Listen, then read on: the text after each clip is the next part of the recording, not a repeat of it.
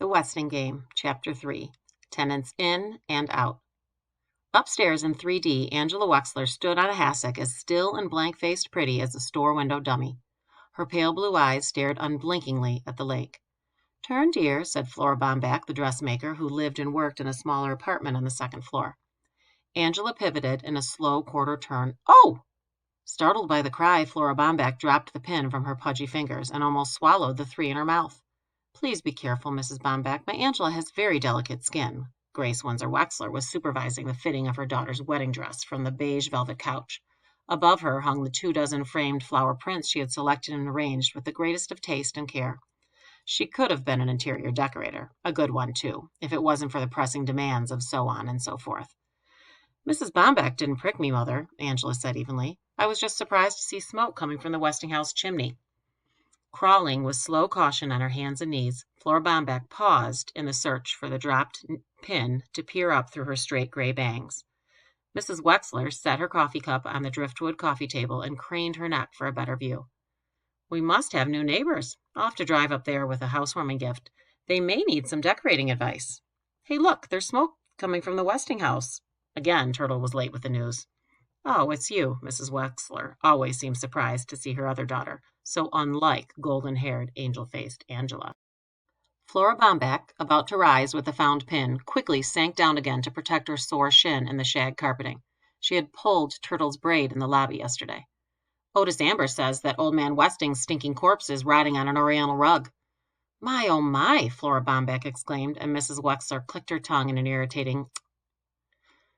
Turtle decided not to go on with the horror story. Not that her mother cared if she got killed or ended up a raving lunatic. "Mrs. Bomback, could you hem my witch's costume? I need it for tonight." Mrs. Wexler answered. "Can't you see she's busy with Angela's wedding dress? And why must you wear a silly costume like that? Really, Turtle, I don't know why you insist on making yourself ugly." "It's no sillier than a wedding dress," Turtle snapped back. "Besides, nobody gets married anymore, and if they do, they don't wear silly wedding dresses." She was close to a tantrum. Besides, who would want to marry that stuck-up, know-it-all, marshmallow-faced Dr. Denton? "That's enough of your smart mouth." Mrs. Wexler leaped up, hand ready to strike. Instead, she straightened a framed flowered print, patted a fashionable honey blonde hairdo, and sat down again. She had never hit Turtle, but one of these days. Besides, a stranger was present. "Dr. Deer is a brilliant young man," she exclaimed for Flora Bomback's ears. The dressmaker smiled politely.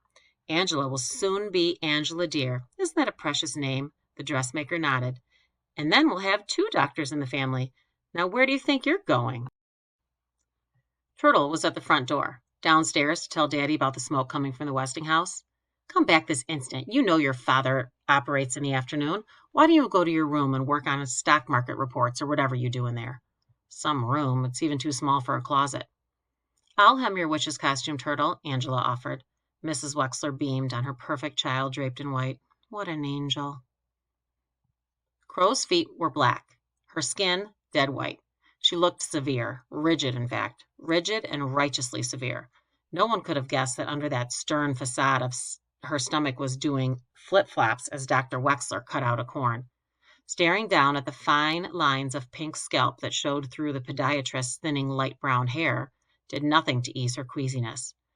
So, softly humming a hymn, she settled her gaze on the north window. "Smoke!" "Watch it!" Jake Wexler almost cut off her little toe along with the corn. Unaware of the near amputation, the cleaning woman stared at the Westinghouse. "If you will just sit back," Jake began, but his patient did not hear him. She must have been a handsome woman at one time, but life had used her harshly.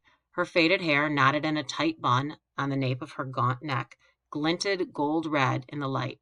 Her profile was fine, marred only by the jut of her clenched jaw. "Well, let's get on with it." Friday was his busy day. He had phone calls to make. "Please sit back, Mrs. Crow. I'm almost finished." "What?" Jake gently replaced her foot on the chair's pedestal. "I see you've hurt your shin." "What?" For an instant their eyes met. Then she looked away. A shy creature, or a guilty one. Crow averted her face when she spoke. "Your daughter Turtle kicked me," she muttered, staring once again at the Westinghouse. "That's what happens when there's no religion in the home. Sandy says Westing's corpse is up there rotting away on an oriental rug, but I don't believe it. If he's truly dead, then he's roasting in hell. We are sinners, all." "What do you mean his corpse is rotting on an oriental rug?" Some kind of Persian rug, maybe a Chinese rug? Mr. Hu joined his son at the glass side wall of the fifth-floor restaurant. And why were you wasting precious time listening to an overaged delivery boy with an overactive imagination when you should have been studying? It was not a question. Doug's father never asked questions. Don't shrug at me. Go study. Sure, Dad.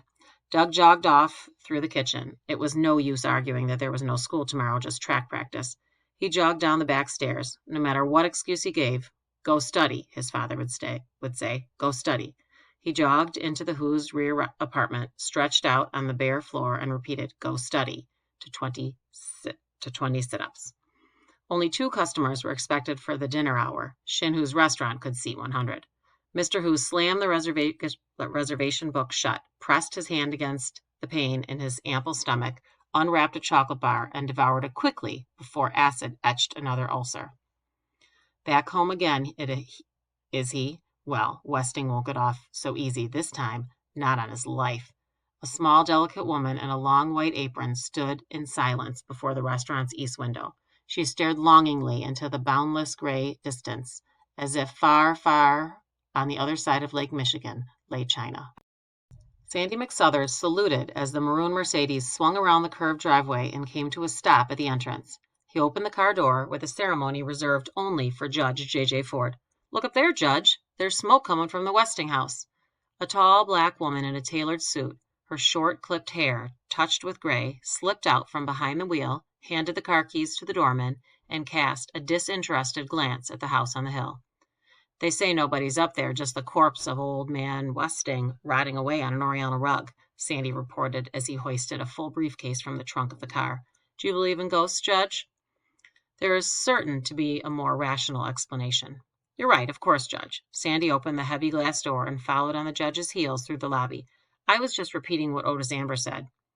Otis Amber is a stupid man, if not downright mad. J.J. Ford hurried into the elevator. She should not have said that. Not her. Not the first woman to have been elected to a judgeship in the state. She was tired after a trying day. That was it. Or was it? So Sam Westing had come home at last. Well, she could sell her car, take out a bank loan, pay him back in cash. But would he take it? Please don't repeat what I said about Otis Amber, Mr. McSuthers. Don't worry, Judge. The doorman escorted her to the door of apartment 4D. What you tell me is strictly confidential. And it was. J.J. Ford was the biggest tipper in Sunset Tower. I saw some Chris Theodorakis was too excited to stutter out the news to his brother. One arm shot out and twisted up over his head. Dumb arm. Theo squatted next to the wheelchair. Listen, Chris, I'll tell you about the haunted castle on the hill. His voice was soothing and hushed in mystery. Somebody is up there, Chris, but nobody is there. Just rich Mr. Westing, and he's dead. Dead as a squashed June bug rotting away on a moth-eaten Oriental rug. Chris relaxed as he always did when his brother told him a story. Theo was good at making up stories. And the worms are crawling in and out of the dead man's skull, in and out of his ear holes, his nose holes, his mouth holes, in and out of all of his holes. Chris laughed, then quickly composed his face. He was supposed to look scared. Theo leaned closer, and high above the putrid corpse a crystal chandelier is tinkling. It tinkles and twinkles, but not one breath of air stirs in that gloomy tomb of a room. Gloomy tomb of a room? Theo would make a good writer someday, Chris thought. He wouldn't spoil this wonderful spooky Halloween story by telling him about the real person up there, the one with the limp. So Chris sat quietly, his body at ease, and he heard about ghosts and ghouls and purple waves and smiled at his brother with pure delight. A smile that could break your heart, Sidel Pulaski, the tenant in 3C, always said, but no one paid any attention to Sidel Pulaski. Sidel Pulaski struggled out of the taxi, large end first. She was not a heavy woman, just wide-hipped from years of secretarial sitting. If only there was a ladylike way to get out of a cab. Her green rhinestone-studded glasses slipped down her fleshy nose as she grappled with a tall, triangular package and a stuffed shopping bag. If only that lazy driver would lend her a hand. Not for a nickel tip, he wouldn't. The cabbie slammed the back door and sped around the curved driveway, narrowly missing the Mercedes that Sandy was driving to the parking lot. At least the never-there-when-you-need-him doorman had propped open the front door. Not that he ever helped her, or noticed her, for that matter. No one ever noticed.